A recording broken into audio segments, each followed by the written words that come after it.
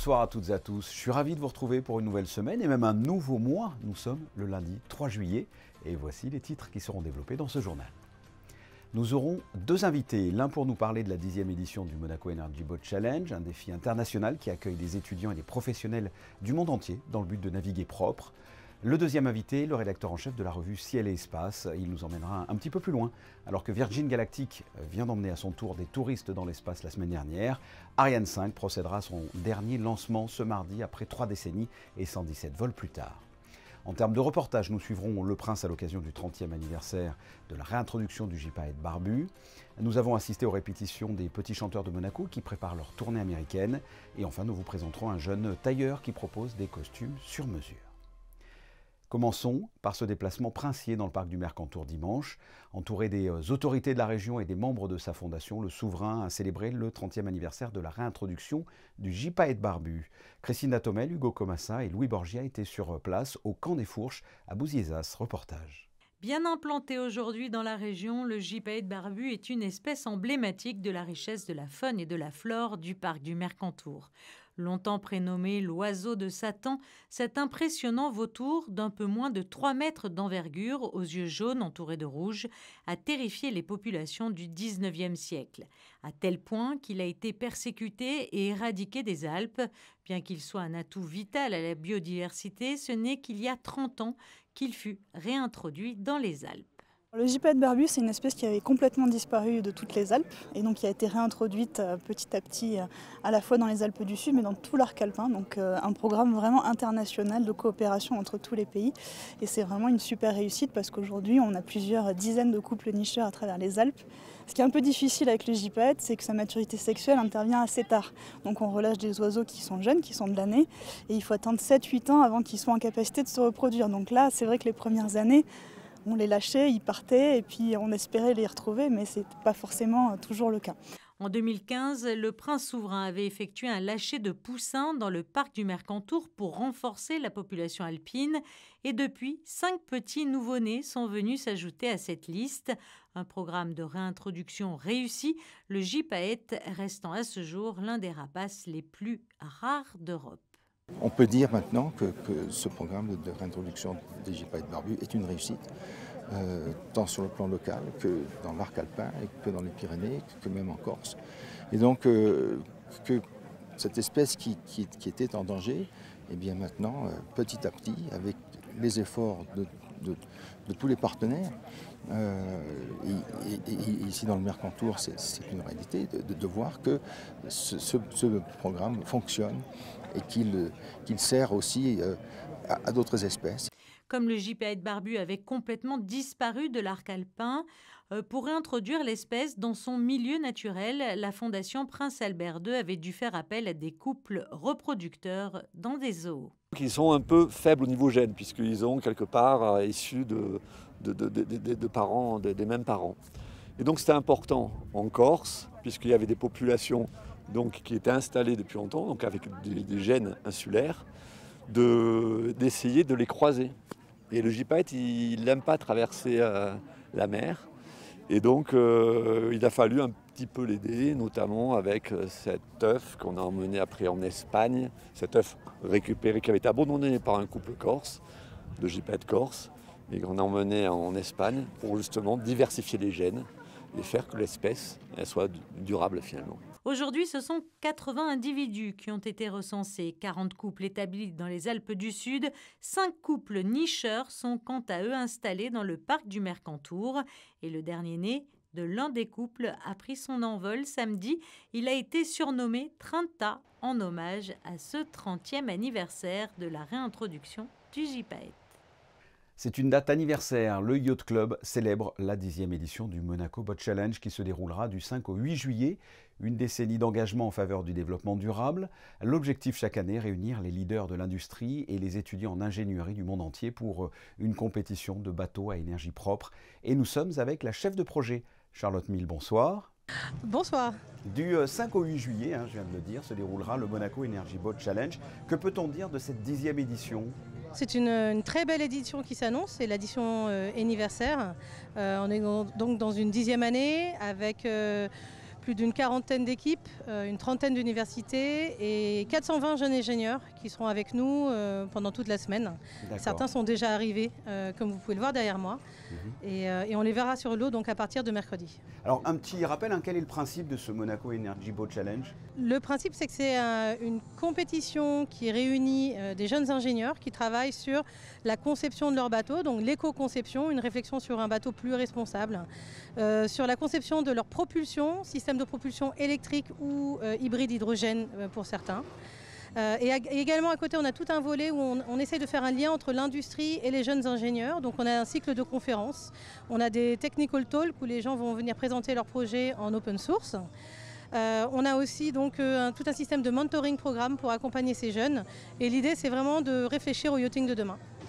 Et quels sont les... Alors voilà, justement, vous l'avez évoqué, mais quels sont les objectifs très concrets du Monaco Energy Boat Challenge? Ça sert à quoi, en quelque sorte? En fait, ça sert à avoir une réflexion sur les systèmes de propulsion et de conception des bateaux. Pour que justement les bateaux évoluent un petit peu comme il se passe dans l'automobile et puis dans tout le reste. On doit vraiment avoir une conscience sur que vont devenir nos bateaux pour qu'ils puissent être recyclés dans le futur et puis que les systèmes de propulsion soient aussi moins polluants. Et qui sont les participants, en quelques mots? Ils viennent du monde entier, c'est plutôt hexagonal, d'où viennent-ils?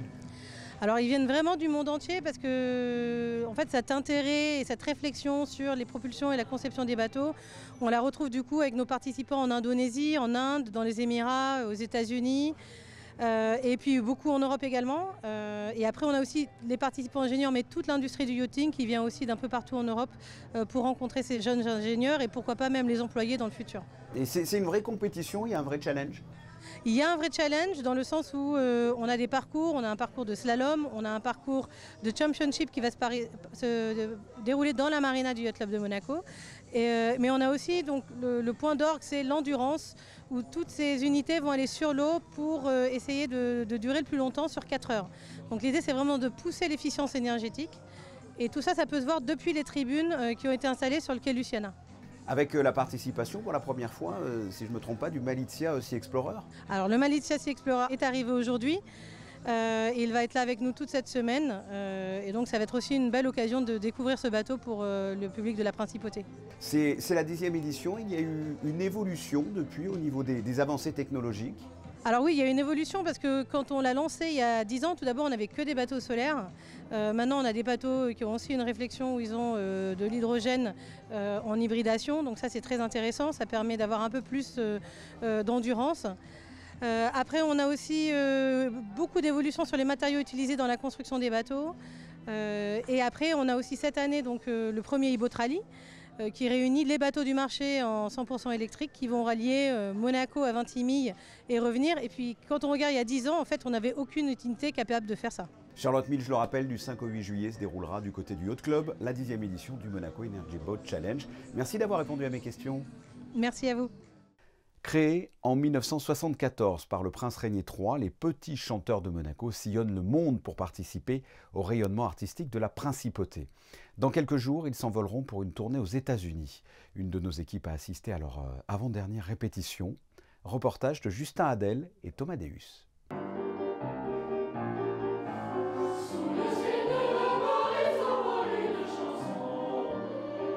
Cela fait 3 ans. 3 ans qu'ils n'ont pas pu partir en tournée.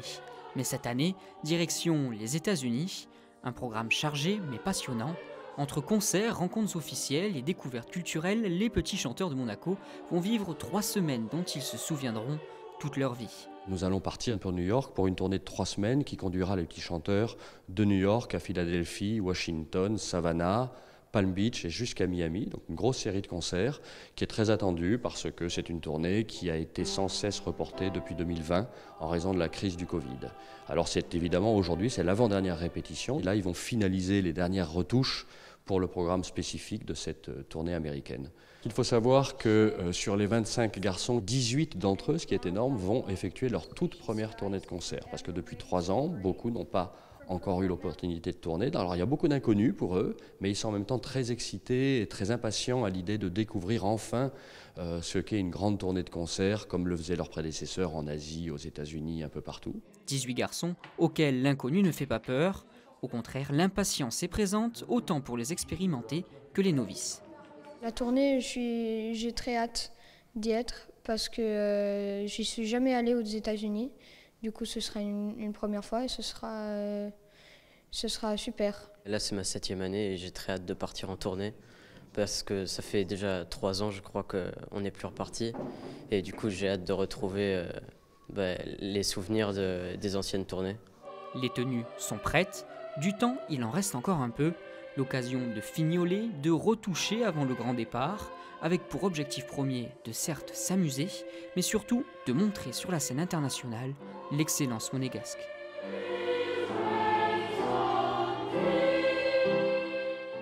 Des jeunes qui vont concrétiser peut-être leur rêve de partir en tournée. Autre rêve pour bon nombre d'entre nous, la conquête spatiale, aller dans l'espace. 2 sociétés privées le faisaient déjà depuis 2021, Blue Origin de Jeff Bezos et SpaceX d'Elon Musk. C'est au tour de Richard Branson qui avait pris du retard. La compagnie Virgin Galactic a réussi ce jeudi son premier vol spatial commercial dans l'espace, à bord de l'avion fusée, 2 pilotes, un agent de la compagnie et ses 3 premiers clients. À titre d'information, 800 passagers auraient déjà acheté leur place à 450 000 $ le ticket. Pour nous en parler, nous sommes avec le rédacteur en chef de la revue Ciel et Espace, Philippe Hénarejos. Bonsoir. Bonsoir. Virgin Galactic vient de lancer son premier vol commercial. Quel est votre point de vue sur ces vols? C'est justement uniquement commercial ou il y a un intérêt dans tout cela? Concernant Virgin Galactic, je pense que c'est uniquement commercial. C'est une société qui s'est créée pour ça uniquement. Je rappelle que ce sont des vols suborbitaux, c'est-à-dire c'est un vaisseau spatial qui est un avion-fusée. Donc c'est un avion doté d'un moteur de fusée qui est accroché sous les ailes d'un avion porteur. Il l'amène assez haut dans le ciel et il est largué un peu comme une bombe d'un bombardier. Et puis il allume son moteur fusée et il va jusque vers 80, 90 ou 100 km d'altitude pour 5 minutes de micro-pesanteur, mais à cette altitude-là et à la vitesse qui est de quelques milliers de kilomètres à l'heure, on n'a aucune chance de se satelliser. Il n'y a aucun espoir d'aller au-delà, il faudrait des développements énormes. Donc voilà, il y a la société qui s'est créée, il y a eu des tests qui ont pris beaucoup de retard, il y a eu des incidents, il y a eu des accidents. Et puis finalement, avec ce retard-là, ça a été le premier vol commercial il y a quelques jours. Quel est votre point de vue, vous, sur ces vols commerciaux? Ça a un intérêt ou ça n'a aucun intérêt? Dans l'époque que nous vivons, ça me paraît difficilement soutenable de vouloir aller dans l'espace uniquement pour multiplier les vols pour une clientèle aisée. Ça me paraît un peu presque obscène. L'espace, ou les frontières de l'espace, c'est une zone qui est dangereuse, où il est intéressant d'aller sans doute pour continuer à explorer, à apprendre des connaissances, à enrichir nos connaissances. Ça reste risqué et donc il faut qu'on ait quelque chose à y faire autrement que d'aller voir par le hublot la courbure de la Terre pour une clientèle aisée. Moi, ça me paraît un peu difficilement soutenable. Il y a quelques jours, et c'était également un voyage commercial, l'ensemble des passagers qui étaient dans le sous-marin, qui est allé voir le Titanic à péri. C'est un timing qui tombe assez mal. Ça fait peur finalement ce type de voyage, non? Que ce soit le fond des océans ou les limites de l'espace ou l'espace, ce sont des milieux extrêmes. Et effectivement, il faut questionner la motivation d'envoyer des gens dans ces milieux extrêmes et dangereux. Par exemple, pour ce qui est de l'espace, les astronautes sont des gens qui sont formés aux sciences, qui sont formés à des missions qui, en fait, sont censées bénéficier à tous, puisque c'est de l'exploration ou de la recherche, que ce soit en médecine ou en physique, ou tout ce qu'on veut, toutes les sciences qu'on veut. Là, on comprend qu'il y a un intérêt pour la société tout entière. Regardez, l'Antarctique, par exemple, c'est une terre particulièrement hostile. Mais qu'est-ce qu'il y a en Antarctique? Des bases avec des chercheurs. Il n'y a pas des villes, il n'y a pas New York en Antarctique. On n'y va pas pour... Alors, il y a quelques voyages qui sont organisés, mais ça reste limité. Mais l'espace, c'est pareil, mais pire. Dans un autre domaine, dans quelques heures, en Guyane, il y aura le lancement d'Ariane 5. Un de vos journalistes est d'ailleurs sur le site. Oui. Qu'est-ce que ce lancement? C'est un clap de fin, en quelque sorte? Oui, c'est le clap de fin de cette fusée Ariane 5, qui est née à une époque où l'Europe nourrissait l'ambition d'envoyer des humains dans l'espace par ses propres moyens. Parce que je rappelle qu'Ariane 5, quand elle a été conçue, devait servir de fusée pour lancer une navette qu'on avait appelée Hermès. Hermès a été abandonnée Ariane 5 avait des capacités d'emport qui sont de l'ordre de 10 tonnes en orbite géostationnaire et qui lui a permis de continuer le travail de la lignée des Ariane depuis 1979, à savoir lancer des satellites, que ce soit des satellites pour la recherche scientifique, on a lancé des belles sondes vers le système solaire, ou évidemment des satellites météo, ou des satellites commerciaux, ou même des satellites militaires, comme c'est le cas. Voilà, comme ce sera le cas mardi, voilà. Oui. Avec le conflit actuel avec la Russie, est-ce que l'on est reparti sur une guerre des étoiles, selon vous? On était déjà dans une logique où militairement, l'espace recommençait beaucoup à intéresser, un peu comme dans les années 60 finalement, parce que les Américains regardaient beaucoup la Chine qui est devenue un acteur spatial majeur. Donc les Américains qui ne veulent pas être en reste, qui ne veulent surtout pas dépendre de qui que ce soit et être dominés par qui que ce soit, ont réagi en créant notamment ce qu'ils appellent la Space Force. Vous savez, il y avait l'US Air Force qui était l'armée de l'air américaine. Maintenant, il y a l'armée de l'espace américaine. Mais il y a une occupation de l'espace militairement qui se crispe un peu. Les Russes sont toujours là, mine de rien. Et donc, oui, on est dans une sorte de relance un petit peu de l'occupation de l'espace sur le plan militaire. Philippe Hénard-Réjos, je le rappelle, vous êtes le rédacteur en chef de la revue Ciel et Espace. Merci d'avoir répondu à mes questions. Merci. Retour sur la 18e édition du Jumping International de Monte-Carlo. Christine Datomel est partie samedi soir à la rencontre du vainqueur du Grand Prix du Prince, le Français Julien Epaillard. On l'écoute. Une super victoire, vraiment ici à Monaco. C'était vraiment un objectif pour moi avec le cheval. J'ai fait Paris la semaine dernière, mais vraiment dans l'objectif de l'amener vraiment au pic de sa forme ici ce week-end. Il gagne la qualif hier, c'était aussi important de partir à la fin de l'épreuve. Il gagne à nouveau le Grand Prix ce soir. Vraiment, c'est incroyable, on a le sentiment du travail bien fait et d'avoir la chance de monter ce cheval. C'est un cheval que j'ai fait naître avec mon épouse. Je le connais depuis qu'il est né, donc voilà, chaque jour on essaie de gagner un petit peu plus sa confiance. Voilà, c'est un cheval qui est hyper simple, hyper attachant, qui donne tout et qui me fait confiance vraiment. Julien Epaillard montait Donatello Doge. Il a remporté donc le premier prix doté de 495 000 €. Et puisque l'on parle du jumping, une autre info sport en bref, l'équipe de hockey sur glace de Monaco a participé ce week-end à un tournoi avec un niveau relevé. 12 équipes se sont affrontées à Orcières-Merlette de vendredi à dimanche dans cette station de montagne près de Gap. Parmi toutes ces équipes, Briançon, Épinal, Annecy, Lyon, Marseille ou encore par exemple Toulouse, eh bien, les Barracudas de Monaco ont terminé ce tournoi à la 2e place en se hissant jusqu'au final avec au compteur 9 victoires sur leurs 12 rencontres. Et dans le domaine de la culture, la nouvelle édition du Théâtre du Fort-Antoine va débuter ce mardi pour s'achever le 1er août. Il n'y aura pas moins de 8 soirées entre théâtre, concerts ou encore scènes ouvertes. Vous voyez sur ces images les répétitions du premier rendez-vous ce mardi, donc 21h30 avec Apocalypse 5, une performance de l'artiste argentin aux millions de vues sur YouTube. Luciano Rosso incarne une quarantaine de personnages et devrait plonger le public dans un univers cartoonesque, décalé et drôle. Autre rendez-vous organisé là aussi par la Direction des Affaires culturelles, la 18e édition du Festival international d'orgue. Le dernier concert en date a eu lieu ce dimanche en la cathédrale avec une organiste américaine, Joy Leilani Garbutt. La soirée était consacrée à la création musicale féminine avec une présentation de certaines des œuvres de la compositrice monégasque Marie Vera Mexando qui nous a quittés il y a 5 ans. Il est parfois difficile de trouver un costume à sa taille en fonction de sa morphologie. Un jeune styliste a créé récemment sa société et propose ses services en principauté. Un coup de projecteur sur Giuliano Pavone dans ce reportage. Giuliano Pavone, 29 ans, styliste, tailleur. Il se rend directement chez son client pour proposer du sur-mesure. En l'occurrence aujourd'hui avec le patron du club 39 situé sur le Larvoto. Giuliano est passionné depuis tout jeune par la mode et la haute couture. Suite au confinement et la crise sanitaire, il change de direction professionnelle. Après la restauration, il décide de créer sa société, la Maison Elio Pavone. Il propose depuis 2 ans ses services personnalisés pour la conception de costumes, de chemises ou de chaussures. J'ai trouvé ma passion il y a une dizaine d'années lorsque j'étais à Paris. J'ai arpenté les rues, les Fashion Week et je me suis dit ça me plaît, c'est ce que je veux faire de ma vie. Et avec de longues recherches, j'ai travaillé pendant plusieurs années à la maison sur le patronage. Côté sartorial, j'ai suivi beaucoup de maîtres tailleurs français et italiens. Et aujourd'hui, je propose avec grande fierté des produits de très haute qualité sur mesure sur la French Riviera. En termes de prix, un costume 2 pièces coûte environ 1 500 €. Les chemises, 140 € et les chaussures faites aussi sur mesure à partir de 180 €. Giuliano Pavone propose ses services du premier rendez-vous à la conception jusqu'à la livraison. Je me déplace chez lui, à domicile, dans le plus grand des conforts. Je m'installe avec lui à table, on discute de ce qu'il cherche, son produit de rêve.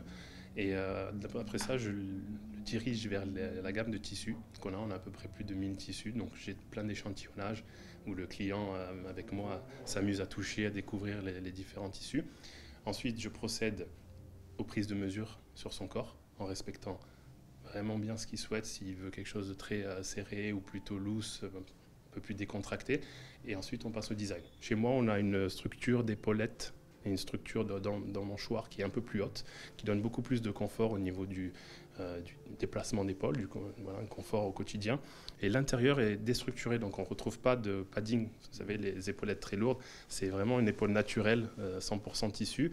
Et le dos n'a pas de lining, donc de doublure interne. Ça fait que même quand il fait chaud dehors, on se sent un peu mieux. Et de plus en plus de clients m'appellent pour le mariage. Alors ça, c'est un honneur parce que c'est le plus beau jour de la vie d'un homme, il paraît. Il faut compter une quarantaine de jours pour obtenir un costume. Pour faire appel au service de Giuliano Pavone, vous pouvez le trouver directement sur les réseaux sociaux ou sur son site internet eliopavone.com. Passons aux prévisions météo. Quel temps va-t-il faire demain, Vanessa ? Bonsoir Fabien, bonsoir à tous. Le temps restera très agréable durant la journée malgré quelques nuages insignifiants. Les températures oscilleront de 20 à 25 degrés. Le soleil se lèvera à 5h52 et se couchera à 21h17. Et nous fêterons les Florents. Saint-Florent qui a été un des premiers évêques de la ville de Cahors. Bonne fête aux Florents donc.